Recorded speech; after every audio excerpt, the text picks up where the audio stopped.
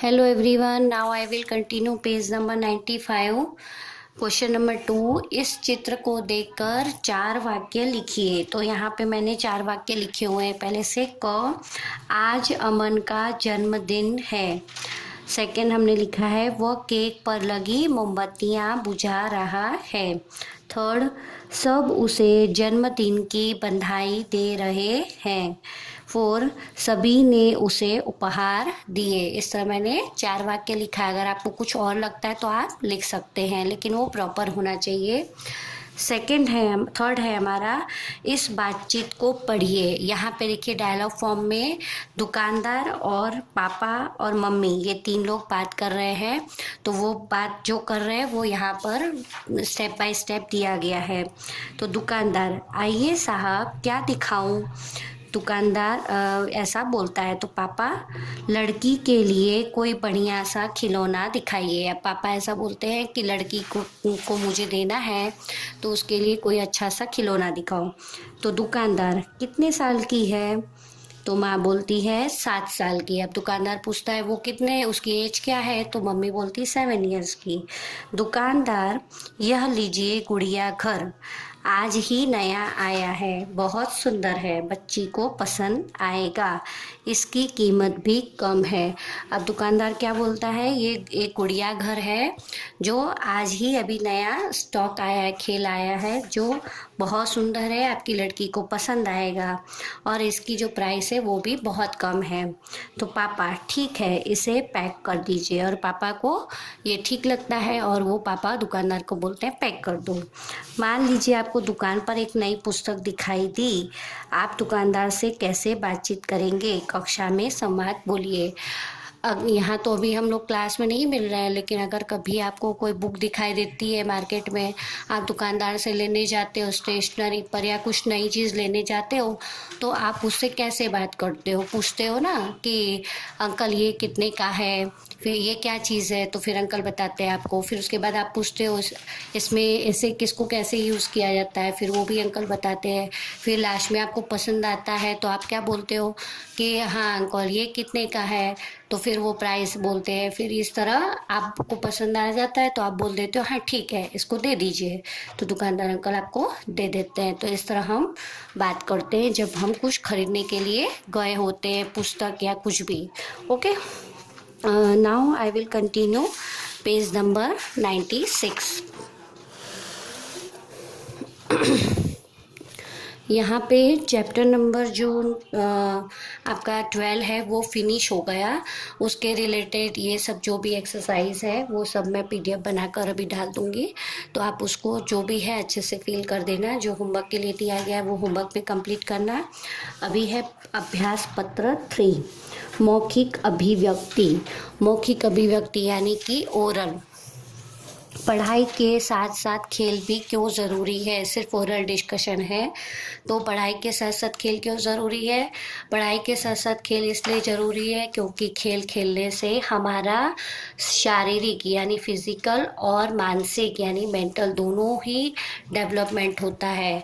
अगर आप घर के खेल खेलते हो, घर में दिमाग लगा के कोई इंडोर गेम खेलते हो तो उसमें दिमाग का यूज़ होता है, आउटडोर गेम खेलते हो तो उसमें फिजिकल शरीर का यूज़ होता है। तो इस तरह पढ़ने के साथ साथ हमें खेल भी खेलना ज़रूरी होता है अपने शारीरिक और मानसिक विकास के लिए।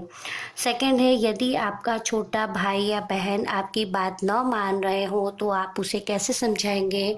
अभी मैंने पहले भी बताया था पीछे के वीडियो में कि यदि आपके छोटे भाई बहन आपकी बात नहीं मान रहे हैं तो हमें उनको प्यार से समझाना चाहिए।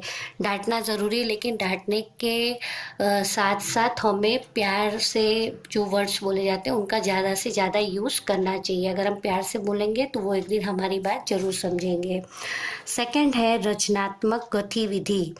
इंद्रधनुष का चित्र बनाइए और उसे सही क्रम से रंग भरिए।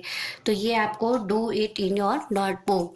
ये आपको नोटबुक में क्या करना है, इंद्रधनुष यानी रेनबो का पिक्चर बनाना है चित्र, और उसमें 7 कलर्स जो जो जिसके जिसके बाद जो जो कलर सीक्वेंस में होते हैं वो कलर्स आपको भरने हैं। थर्ड है परियोजना कार्य। सर्दी यानी ये प्रोजेक्ट वर्क है, लेकिन इसको आपको प्रोजेक्ट में नहीं करना है, नोटबुक में ही करना है। सर्दी, गर्मी और वर्षा, ये 3 मौसम होते हैं, ठंडी, गर्मी और बरसात। ऋतु के चित्र अपनी स्क्रैप फाइल में चिपकाइए और उनके बारे में 2-2 वाक्य लिखिए। यानी आपको स्क्रैप बुक का यूज़ नहीं करना है, नोटबुक में ही आपको ठंडी, गर्मी और बरसात, ये तीनों मौसम के पिक्चर्स लगाने हैं और उनके बारे में 2-2 सेंटेंसेस आपको लिखने हैं कि गर्मी में क्या होता है, ठंडी में क्या होता है और बरसात में क्या होता है। ठीक है। फिर 4 नंबर, बातचीत या वार्तालाप कीजिए। मतलब ये सिर्फ बात करने के लिए, ओरल, कि कक्षा में पहले दिन के अनुभव के बारे में अपने मित्र से बातचीत कीजिए। मान लीजिए कि आप पहले दिन स्कूल गए हैं और आपको कोई मित्र आपको मिलता है, तो आप कक्षा में उससे किस तरह बात करोगे।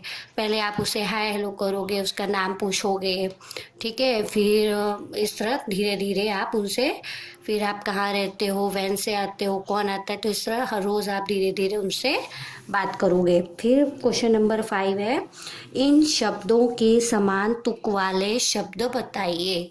पहले मैंने बताया था समान तुक वाले शब्द यानी कि मिलते जुलते शब्द।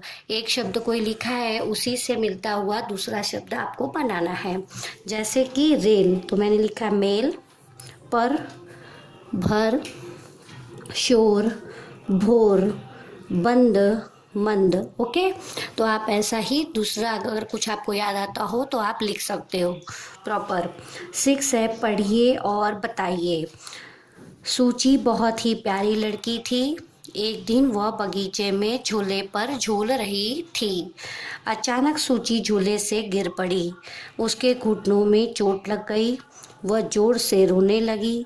तभी सूची की माँ बगीचे में आई। उन्होंने सूची को बहुत प्यार किया। सूची को अच्छा लगा। अब वह फिर से खेलने के लिए तैयार थी। तो यहाँ पे आपने देखा, सूची एक लड़की थी, वो झूलते झूलते गिर जाती है, उसको चोट लग जाती है, तो फिर उसकी माँ आती है और उसको प्यार करती है। और जब माँ उसे प्यार करती है तो उसे बहुत अच्छा लगता है और फिर वो दूसरे दिन खेलने के लिए बगीचे में आ जाती है। ठीक है। तो ये जो भी क्वेश्चन का आंसर है ये आप मेरी तरह ही टेक्स्ट बुक में लिखेंगे। ये समान तुक वाले भी आप टेक्स्ट बुक में ही लिखेंगे। सिर्फ आपको क्वेश्चन नंबर 2 और क्वेश्चन नंबर 3 ये 2 आपको नोटबुक में ही करना है। ठीक है। सूची कैसी लड़की थी? तो सूची बहुत ही प्यारी लड़की थी। वह कहाँ झूल रही थी? वह बगीचे में झूले पर झूल रही थी। सूची को कहाँ चोट लग गई? सूची के घुटनों में चोट लग गई। ठीक है।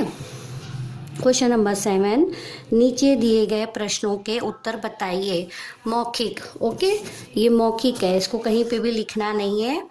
परी कहाँ चली गई? ये आपके पहले के पार्ट के भी इसमें आए हैं। तो परी कहाँ चली गई? परी आसमान में चली गई।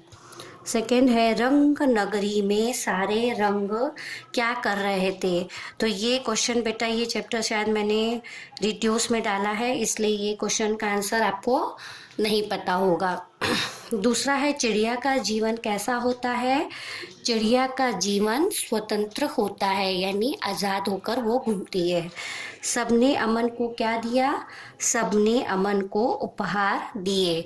ठीक है। ये 3 क्वेश्चन आपके पुराने जो भी चैप्टर्स चल गए हैं उनके रिलेटेड हैं, लेकिन मौखिक है, इनको कहीं पे भी आपको लिखना नहीं है। सिर्फ क्वेश्चन 5 और 6 आप टेक्स्ट बुक में लिखेंगे, क्वेश्चन 2 और 3 आप नोटबुक में लिखेंगे। इसके अलावा जो मैंने न्यू वर्ड्स, इसके मौखिक क्वेश्चन आंसर दिए हैं वो भी आप नोटबुक में लिखेंगे। बाकी सारी एक्सरसाइज लिखित और जो भी एक्सरसाइज है वो टेक्स्ट बुक में ही कंप्लीट करनी है, नोटबुक में कुछ भी नहीं करना। Okay, thank you.